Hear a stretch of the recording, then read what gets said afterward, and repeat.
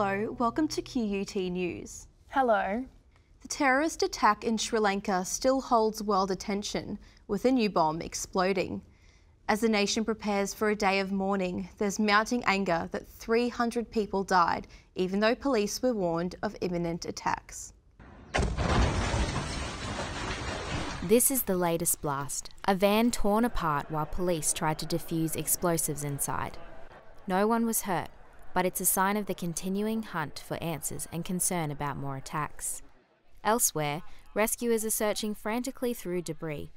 Locals and families distressed as their loved ones remain missing. Obviously sad, right? I'm seeing lives dying in front of my eyes. I saw blood, I saw people's hands, legs and all those stuff. It is not making me angry, it is making me more and more sad. Even the person who died for the cause is also a human, right? People queuing for hours at nearby hospitals, waiting to identify the bodies of relatives who never returned from Sunday church. She went to church at 8:20. She has not returned so far. We went to the church and looked for her. She was not there. Then we went and looked for her in the hospital. She was not there either. That is why we came here. A nationwide emergency has been declared after further explosions. Sri Lankan police uncovered 87 bomb detonators at the main bus station in Colombo. So far, 24 arrests have been made in relation to the attacks. So with that, we are doing all the raids, and one by one we are catching. Government officials say more than 30 foreigners were among those killed. The Sri Lankan government pledging to assist victims and their families. And also that for those who are injured, and according to their injuries, from 100,000 rupees to 300,000 rupees to be paid. And also all the churches damaged to be completely repaired and renovated by the government expense.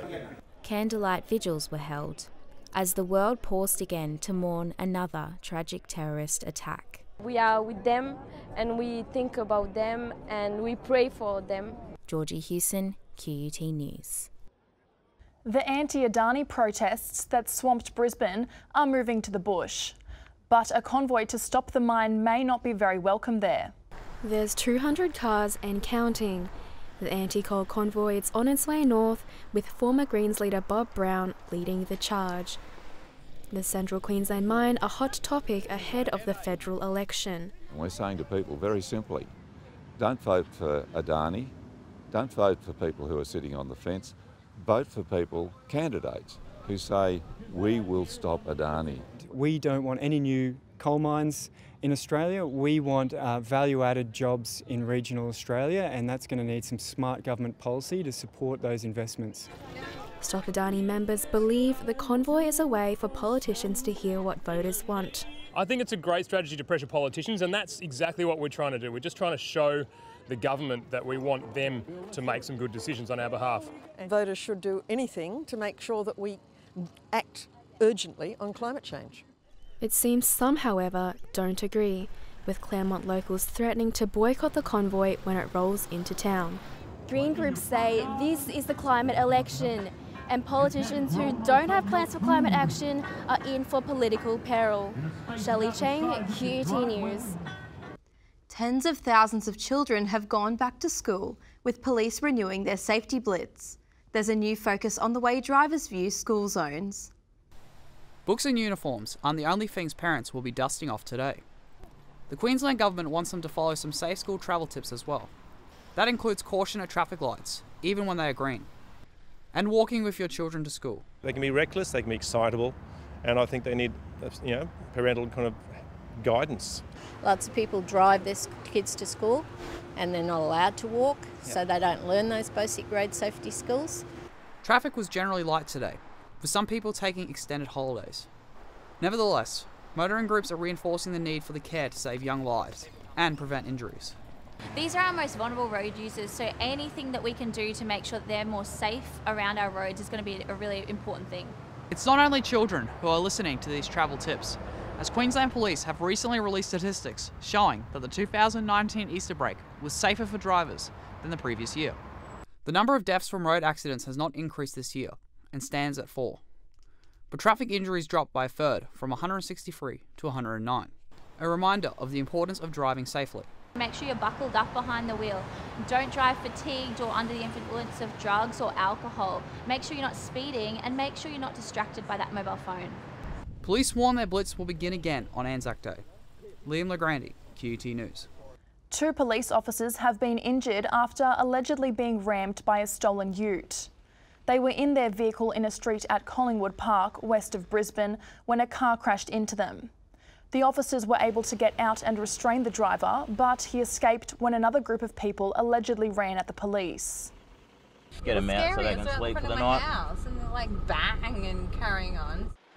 5 people were arrested. The police officers received treatment for minor injuries. After an Easter truce, campaigning is back on in earnest for the major political parties. The coalition is wooing small business, and Labor plans to divert billions of dollars into new projects. Prime Minister Scott Morrison is making his first visit of the campaign to Adelaide.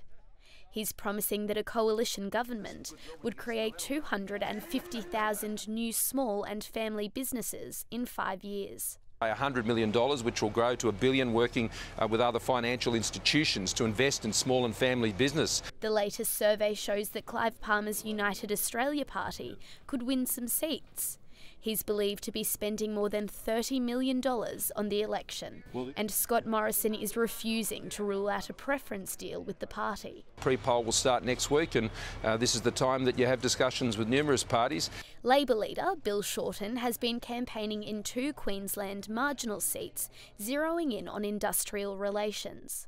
He has pledged to scrap a controversial $5 billion Northern Australian infrastructure fund and put the money into gas exploration and supply. Labor would also allocate $1 billion to tourism and Indigenous projects. In the midst of the campaigning frenzy, the Prime Minister is urging Australians to play their part. And people's votes matter. Your vote matters, and your vote can determine where this election goes. The election is now just over 3 weeks away. Bridget O'Brien, QUT News. Youth unemployment will almost certainly play a part in the coming election. But according to young people themselves, the problem may be bigger than politicians suspect. It's a real struggle if you're looking for a full-time job. Nationally, around 11% of young are unemployed. It's much worse in Queensland, and jobs here aren't always as good as expected.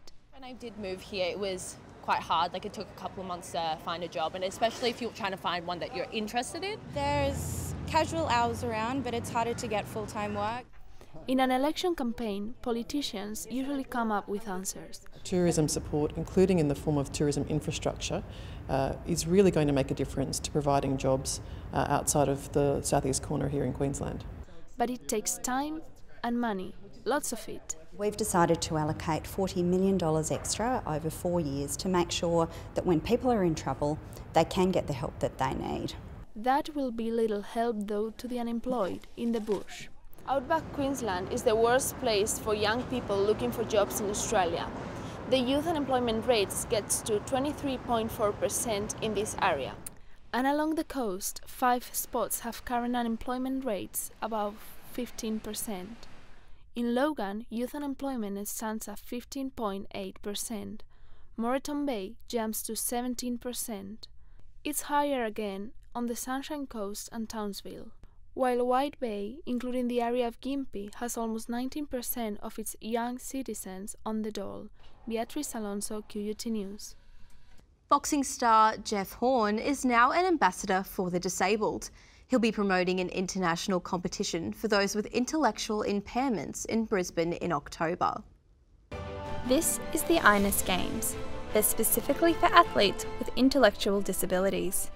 And this year's event, the 5th, will attract more than 1,000 sports people. Jeff Horn joins Paralympian Daniel Fox and tennis player Pat Rafter as game ambassadors. Lord Mayor Adrian Schrinner says the trio are perfect for the job. Such well-known sportsmen in their field are here to support the Games and to make sure that in the next 6 months we get maximum interest and maximum attendance. It's the first time an Australian city is hosting the Games. Jeff Horn was Australia's best performing boxer at the London Olympics, making it to the quarterfinals. In 2017, he took the world welterweight title. Then, last year, he took just 96 seconds to knock out contender Anthony Mundine.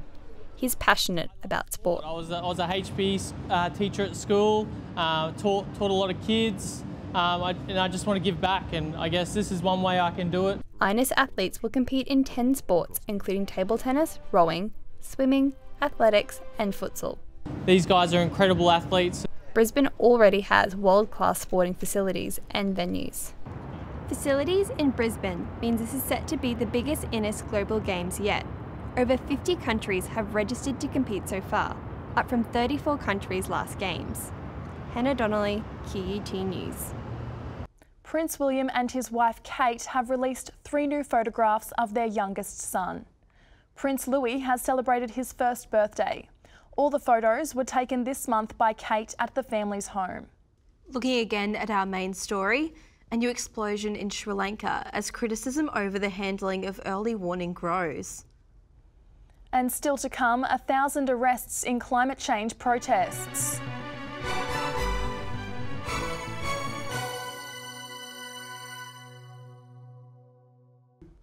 More now on our top story, and Australian police are to help in the investigation of the Sri Lankan terror attack.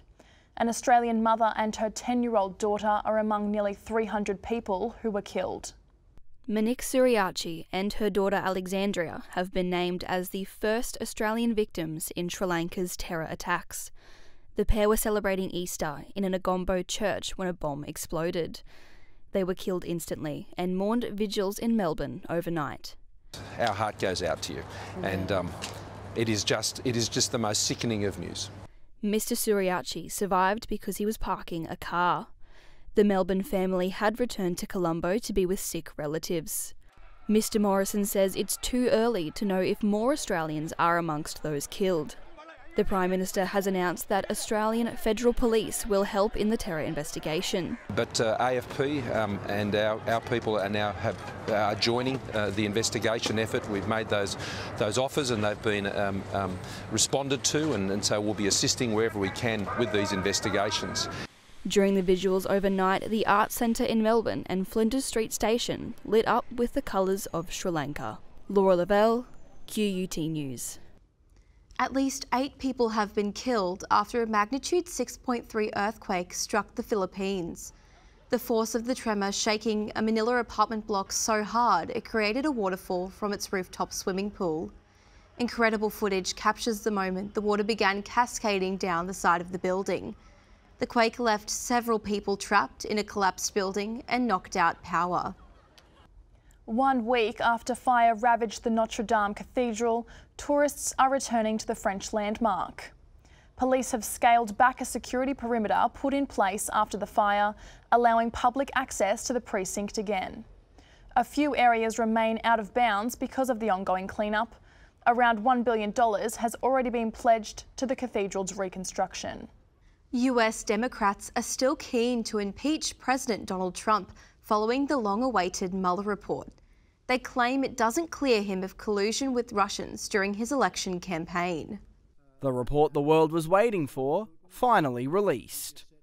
Coming in at 448 pages, the Mueller report has been made public for the first time, with some explosive findings. The special counsel confirmed that the Russian government sponsored efforts to illegally interfere with the 2016 presidential election. Former FBI Director Robert Mueller's investigation into the Trump campaign lasted nearly 2 years, with the president remaining steadfastly opposed throughout. There should have never been any Mueller investigation because there was never anything done wrong. There was no collusion. There never has been. You would have known about it a long time ago if there was. His public confidence differing from his private concerns, though. His alleged reaction when the investigation was launched in 2017, "Oh my God, this is the end of my presidency." The report was unable to find that the Trump campaign had conspired with Russia, but was also unable to clear the president of obstruction of justice. With Democrats now debating whether the findings are grounds for impeachment. Even in its incomplete form, however, the Mueller report outlines disturbing evidence that President Trump engaged in obstruction of justice and other misconduct. They're now calling for the redacted report to be released in full. Dom Fay, QUT News. Massive climate change protests in London are gaining momentum. In just over a week, more than 1,000 people have been arrested. In Marble Arch, protests continue while politicians enjoy their Easter break. Climate action group Extinction Rebellion say the time for action is now. So we really would like to hear from the government to stand up and speak. We won't change what we're doing, we won't move until we are heard, and at least given the chance to speak to each other. Protesters believe politicians should have more on their agenda than just Brexit. I hope they'll realise that Brexit isn't the only thing we have to worry about. That Brexit is here today and gone tomorrow, but saving the planet is forever. The group targeting a number of sites in central London, with the iconic Waterloo Bridge completely closed off to traffic. Campaigners say they won't take it lying down, promising to return until they're heard. Please, listen! We the government to tell the truth! Laura Lavelle, QUT News. The Ukraine now has a comedian for a president, and that's no joke. He has no political experience, but won a landslide election victory. The new Ukrainian president is laughing all the way to office, having secured nearly 3/4 of the votes. Lines between fiction and reality have been blurred for former entertainer Volodymyr Zelensky, who starred in a popular television series playing the president. The loss is a bitter blow for incumbent Petro Poroshenko. There is not much experience on the side of elected presidents. But international election observers have praised the Ukraine for the well-organised election. I would really full-heartedly like to congratulate the citizens of Ukraine for their deep commitment to democracy. Nobody in the past got over 70%. And that gives him a chance to be at least trusted for a certain period of time. But all jokes aside, the pressure will now be on the new president to show he can do more than just act the part. There is a risk of lack of competences, lack of the managerial capacities, and there will be lots of challenge to the new president. Bridget O'Brien, QUT News. It's an Easter procession with a difference. While most go to church in their best outfits on Easter Monday, locals from a small German village prefer to show their clothes off while on horseback. About 500 people turned out to take part in a tradition dating back to the 1800s, celebrating St. George. Locals donned their brightest Bavarian dresses or medieval costumes to parade through town before receiving a blessing from a priest. The Israel-Folau controversy has crossed codes. One of AFL's greats is now paying the price for supporting the rugby union star on social media. It's not the greeting Gary Ablett is used to receiving when he runs out on the field. The Geelong star met by a chorus of boos during the Easter Monday clash. Ablett copping heat for liking Israel-Folau's controversial social media post. But Cats captain Joel Selwood said the incident only spurred him on. I did, actually, yeah, I did notice today, but it just happens to good players, it does. Yeah. Whether we like it or not, I'm not a fan of it. Despite it all, Ablett kicked 3 goals towards the team's 23-point victory over Hawthorn. In the NRL, Mitchell Moses has made his claim for a Blues jersey following his side's thrashing of the Wests. The Parramatta halfback playing a pivotal role in the decimation of the Tigers, notching up a 45-point victory. We're not going to play like that all the time, but as long as they've got the effort and the intent, you know, I thought our forwards were outstanding. 8 days ago, we got praised around the things we did against the Broncos, and that wasn't there tonight. Simple as that. Georgie Hewson, QUT News. The weather details are next with Rhys Court. And a push to put insects on the dinner table.